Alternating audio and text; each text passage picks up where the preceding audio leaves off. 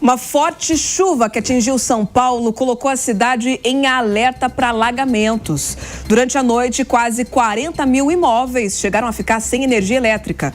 Um boletim da concessionária Enel apontou que por volta das 6h30 da tarde, quase 40 mil imóveis estavam sem energia na Grande São Paulo.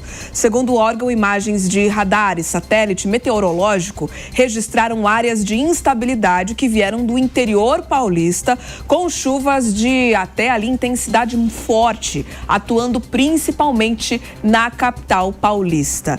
Chove, queda de energia elétrica, muitas vezes até sem aquele indício todo de temporal, Paula Nobre. E mesmo assim, a vida de quem mora em São Paulo e na grande região metropolitana acaba enfrentando esse tipo de problema com apagão, né? Pois é, e ontem a chuva foi forte entre a tarde e a noite de ontem. Foram mais de 50 milímetros em vários pontos aqui da região metropolitana de São Paulo.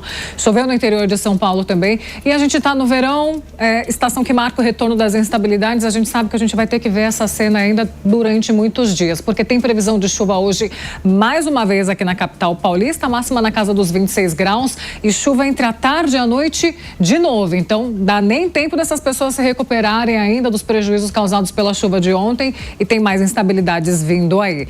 Antes de falar da chuva, em São Paulo, a gente continua falando sobre o nosso grande destaque de hoje, que é o calorão na região sul do Brasil. Onda de calor que o Rio Grande do Sul deve passar pelo menos até o final de semana, até sábado, com temperaturas muito altas. A gente está falando de máxima, viu, Bia, na casa dos 36 graus em Uruguaiana, Alegrete, 35, Iraí, 34, Porto Alegre mesmo, a própria capital, na casa dos 34 graus, região de Quaraí na casa dos 34 graus também. Eu falo que eu gosto de calor, Paula Nobre, mas agora 36 graus pro pessoal de Uruguaiana. Pois não é fácil. Pois é, um calorão e aí vem o prejuízo. Difícil para dormir. Vem o prejuízo na próxima tela. Esse daqui, a umidade relativa do ar vai ficar muito baixa, em até 30% na região. E a gente consegue observar que é bem no oeste mesmo do Rio Grande do Sul, pegando justamente essas regiões que a gente falou agora, região de Quaraí, Bagé também, atenção, mais ao sul do estado, boa parte do estado em alerta para calor extremo. A gente está falando de temperatura hoje na casa dos 35, 37 graus em algumas áreas, mas amanhã até 40 graus em alguns pontos do Rio Grande do Sul.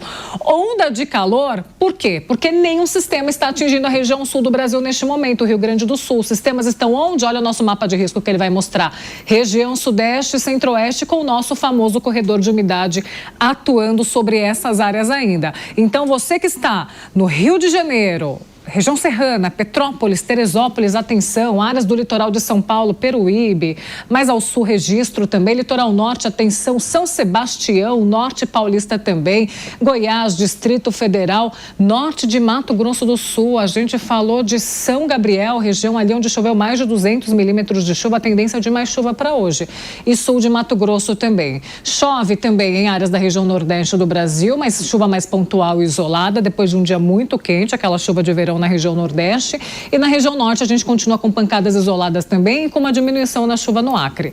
Temperaturas para hoje, elas ficam altas, com 34 graus em Porto Alegre, 29 graus em Cuiabá, mas na capital paulista a gente continua com aquela temperatura na casa dos 26 graus e um grande abafamento, tá? E aí com condição de chuva mais uma vez para hoje aqui. Olha que extremos, né? Enquanto a gente está com a sensação de estufa aqui por conta da umidade e do calor, lá no Rio Grande do Sul, aquele tempo seco. Sabe o que eu estava lembrando, Paula? O quê? Antigamente, quando eu era pequena, ainda não tinha aquela tecnologia do umidificador.